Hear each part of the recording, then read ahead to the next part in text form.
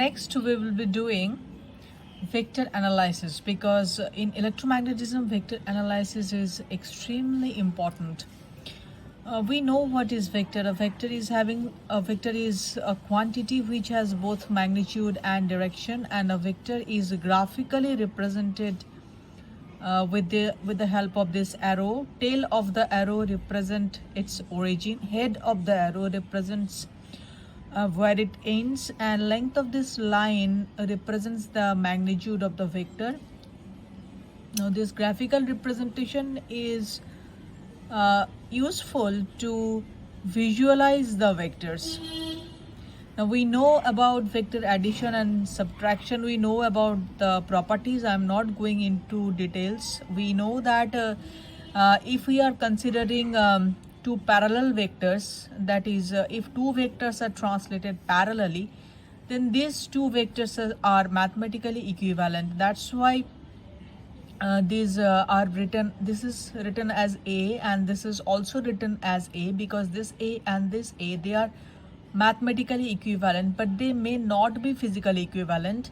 To illustrate this, just look at this sapling. If I consider the force on this leaf, on this particular leaf, then this is the origin of the vector and the tip is the end point of this vector. Length of this pen represents the magnitude of the vector, and this is the direction of the vector. And if we translate it parallelly, that is if we have another vector parallel to it, these two vectors are mathematically equivalent, but these are not physically equivalent quantity, because this represents force on it, whereas this represents this is just a suspending pen.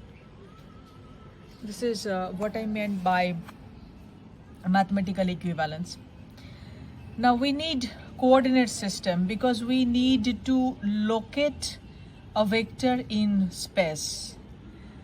Actually we need algebraic method to analyze vectors more efficiently and to save our time, of course. Algebraic methods are also used when vectors are computed using programs, computer programs. And the algebraic representation of vectors requires coordinate systems. Now why we need coordinate system is we need to locate a vector in space. Suppose if we talk about Coulomb's law, then we need to locate the two charges, and we need to, actually we are finding the force between the two charges, and these two charges are located at some point in space, and we need to locate those charges. Suppose we have a randomly oriented vector. We can locate this vector, we can analyze this vector, we can represent this vector with some numbers, and that is the advantage of coordinate system. When we add vectors in graphical representation, what we do, we first add this A and B, we get the resultant A plus B. We have the third vector C, then we add A plus B, this resultant with the C itself, and we get this resultant of the three vectors. If we have the fourth vector, then we need to add again with this resultant, that is this one, this vector. And this is very time taking, this is very tedious. To save our time, these algebraic methods, these coordinate systems method are very helpful, because coordinate systems provide us some numbers, and when we are adding or subtracting some vectors, we just need to add or subtract some numbers. That's it. One thing I would like to say, that vectors are independent of coordinate systems. They do not require any coordinate system for its existence. Coordinate systems may be different, but a force must be same in all the coordinate systems. Coordinate systems are mathematical tool to describe the vectors that is chosen by me. You may choose another coordinate system for your own convenience, but nature does not want that. Nature has already calculated the solution of the problem. So the summation of suppose two forces on this particular leaf is independent of the coordinate system. Let's have an analogy of how vectors are independent of the coordinate system. I have chosen this branch of this hibiscus plant. Suppose if I go from here to here, I'm moving along one dimension. Now there are so many leaves which are placed at different positions in space. Now I want to specify their locations. Now if I say you that give me or locate the third leaf, you will be very much confused. Then I need to specify a reference. Suppose I take this rotten leaf as my reference, then I need to tell you that third leaf or second leaf to the right of this rotten leaf or to the left of this rotten leaf. I choose this as a 0 of my coordinate system, and all the positions of these numbers to the right hand side of this reference level are specified by positive numbers, that is convention, and these locations are specified by negative numbers. Now if someone wants to specify this discolored leaf, this one maybe, as a reference, then if I want to specify the third leaf from my point of reference, this was my leaf of reference, this one, and if I want to specify the third one plus 3, if I want to specify the position of the leaf whose coordinate is plus 3, then I need to specify 1, 2, 3, this one. But if someone wants to have this discolored leaf as the reference number, then this third leaf 1, 2, 3, does it change physically? No, it does not change. What has changed is its distance, its location from this rotten leaf.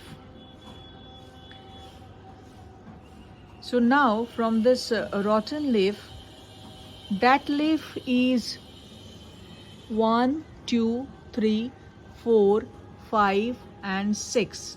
It will have a coordinate of plus 6. So the number has changed. Number to specify the position of this leaf has changed, but this leaf has not changed physically. Similarly, a vector is independent of the coordinate system or the reference level I choose or you choose or your friend choose. So that is the analogy with the coordinate system, independence of vectors with the coordinate systems. Now I'm coming back to pen and paper.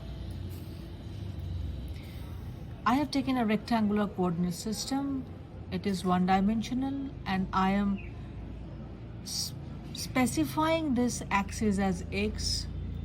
It could have been y or z, anything. Now if I want to specify the position of the nth leaf or nth particle, we will say that this nth leaf is n units away from the origin. Now how would I say that it's n units away from the distance?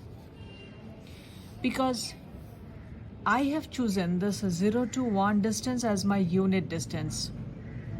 So this is 1 unit distance. If I want to specify the position of this 15th leaf, I need to multiply 15 with 1, and that will give me the distance of this 15th leaf from the origin. This is also my choice. I could have taken 0 to 2 as my unit distance. Then the distance of this 15th leaf will be 15 by 2. So these numbers are just changing. Again, we associate some units like millimeter, centimeter, kilometer, etc. Those are also our choice. And if we want to specify the position of some particle, then I need to draw a vector starting from my reference. My reference could be here also. So this vector, the tail of that vector must coincide with the reference point. So if I take 0 as my reference, the tail of the vector must coincide with 0. If I take 2 as my reference, I want to find out its position with respect to this point, then the tail of the vector must lie here and it ends at that particular point. Magnitude of this length of this straight line will give me the magnitude of this vector, and its direction is specified along the unit along x. So I am writing this as x hat. This is the unit vector along this direction. This is a standard way of representing unit vectors. And if I want to specify the negative direction, what we do is we keep the unit vector fixed. That is, it is x cap here also, it is x cap here also. We just need to multiply with the negative number. Suppose if I take n equal to 1, then n equal to plus 1 will give me plus x cap. So the direction will be along this line. And if I take this n equal to minus 1, that is, if I take my multiplier as minus 1 multiplied with the unit vector, then the vector in x will look like this, which points towards a negative x direction.